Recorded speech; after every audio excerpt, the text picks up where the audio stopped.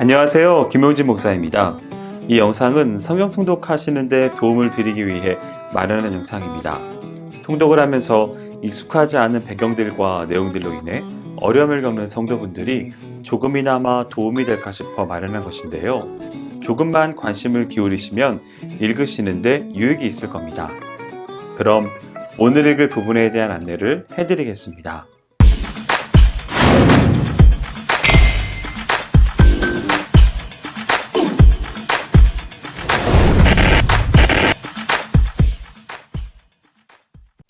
오늘 읽을 본문은 예레미야 35장에서 37장까지입니다. 35장은 이방인으로서 하나님을 진실되게 경외한 레갑 족속을 통한 교훈을 소개하는 장입니다. 1절에서 19절은 레갑 족속의 모범을 통해 유다의 멸망이 불가피하다는 사실을 보도하는 단락입니다. 본 단락의 내용을 자세히 살피면 먼저 조상 요나답의 교훈에 철저히 순종하는 레갑 족속의 모범적인 모습이 나옵니다. 이어서 이미 죽어버린 조상의 교훈을 철저히 준수하는 레갑 족속과는 달리 당신의 종을 부지런히 보내어 권면하시는 살아계신 하나님의 명령을 끝까지 무시하며 폐역되게 행하는 유다 백성들의 불순종을 지적한 그리고 책망한 사실이 나옵니다. 끝으로 하나님께서 하나님의 명령에 불순종하는 유다 백성들에게는 재앙을 내리고 조상의 교훈을 성실히 준수하는 레갑 족속에게는 축복을 각각 내리실 것을 선포하신 사실을 말합니다.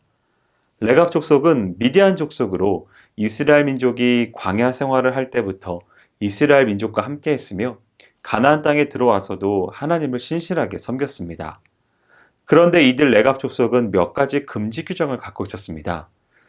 이것은 그들의 정신적인 지주였던 요나답에 의해 확립되었는데 세 가지로 요약됩니다. 첫째는 포도주를 절대로 마시지 말라는 것입니다. 둘째는 유목 생활을 유지하라는 것이고요. 마지막은 정착 생활을 하지 말고 장막 생활을 하라는 것입니다. 이러한 금지 규정은 적의 침략을 받아 족속이 멸절하는 것과 정착 생활에서 오는 세속적인 타락을 방지하기 위한 조치입니다. 하나님은 이러한 레갑 족속의 정절을 시험하는 과정을 통해 그들의 모범을 유다 백성들에게 보임으로써 요나답의 교훈보다 훨씬 지키기 쉽고 절대적인 하나님의 율법에 불순종하는 유다인들의 불의와 패역함을 책망하고 그 심판의 당위성을 나타내시는 것입니다. 36장은 오만불손한 여호야김의 패역한 행위를 통해 유다에 대한 하나님의 심판이 불가피함을 보여주고 있는 장입니다. 1절에서 32절은 예레미야가 하나님의 명령에 따라 지금까지의 내용을 바룩을 통해 두루마리에 기록을 하고 선포한 사실과 여호야김의 두루마리 소각 사건을 보도하고 있습니다. 이러한 본 단락의 내용을 상술하면 다음과 같습니다. 먼저 하나님께서 예레미야에게 그가 지금까지 선포한 예언의 내용을 두루마리에 기록하도록 명령하신 사실을 보도하고 있습니다. 이처럼 하나님께서 예언의 내용을 두루마리에 기록하게 하신 이유는 예레미야가 감금되어 자유롭게 예언을 선포할 수 없었기 때문이며 당시 백성들로 하여금 하나님의 심판 경고를 듣고 회개케 하기 위함입니다. 또한 후대 사람들에게 하나님의 예언은 반드시 성취된다는 것을 보여 다른 예언의 보증으로 삼기 위함이었습니다.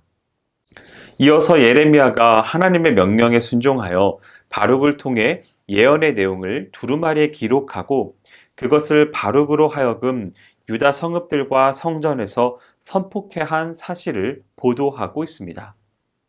그리고 예레미야의 예언을 들은 방백들과 여호야김 왕의 반응을 보도하고 있습니다.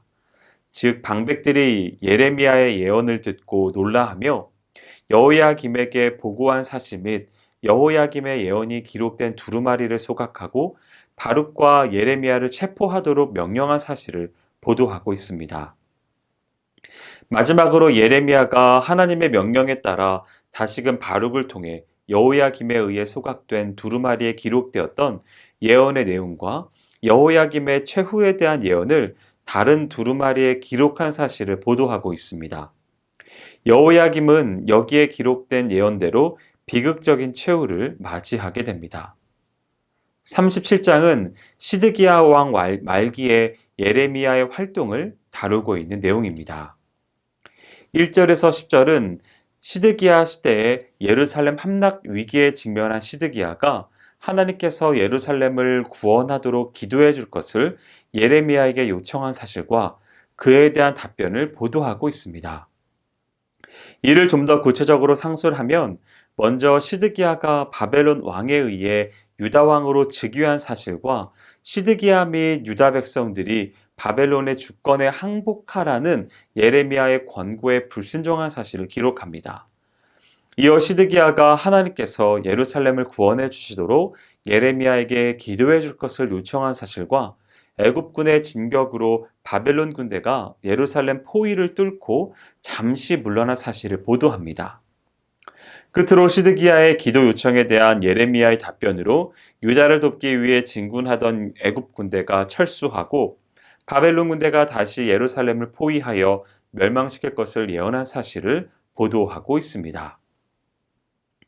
11절에서 21절은 시드기야의 기도 요청에 대한 예레미야의 응답으로 인해 투옥된 사실과 시드기야 왕과 직접적인 첫 대면을 한 사실을 보도하고 있습니다. 먼저 시드기야의 기도 요청을 거부하고 대신 예루살렘의 멸망을 예언한 예레미야가 자신의 분깃을 받기 위해 그의 고향인 베냐민 땅으로 가려다가 바벨론의 첩자라는 혐의로 체포되어 서기관 요나단의 집 토굴에 투옥된 사실을 보도하고 있습니다. 여기서 예레미야의 첩자 혐의는 그가 평소 유다가 바벨론에 복종하는 것이 하나님의 뜻이라고 선포한 사실을 곱지 않은 눈으로 지켜보던 자들의 음모였습니다. 다음으로 시드기야와 예레미야의 직접적인 첫 대면 사실이 보도되는데 시드기야가 예레미야를 불러 하나님의 뜻을 물은 데 대해 예레미야가 예루살렘의 멸망을 재차 반복하여 예언한 사실과 시드기야를 향한 예레미야의 탄원 및 그에 대한 시드기야의 호의적인 조치 내용에 대해서 보도하고 있습니다. 여기서 시드기야가 예레미야의 탄원을 받아들여 그를 요나단의 집 토굴로 돌려보내지 않고 시위대 뜰에 둔 사실은 그가 예레미야를 참 선지자로 인정했음을 시사해 줍니다. 그럼에도 불구하고 그가 예레미야를 완전히 석방하지 않은 것은 그가 하나님보다 사람을 더 두려워하였기 때문입니다. 여기까지 예레미야 35장에서 37장까지 성경 통독을 하실 때 도움이 될 만한 내용을 전해드렸습니다. 혹시 이 외에 질문 있으시거나 나누고 싶은 이야기가 있으시면 밴드나 댓글로 달아주시면 필요한 도움을 드리겠습니다. 그럼 내일 다시 만나도록 하겠습니다. 통독 화이팅 하세요.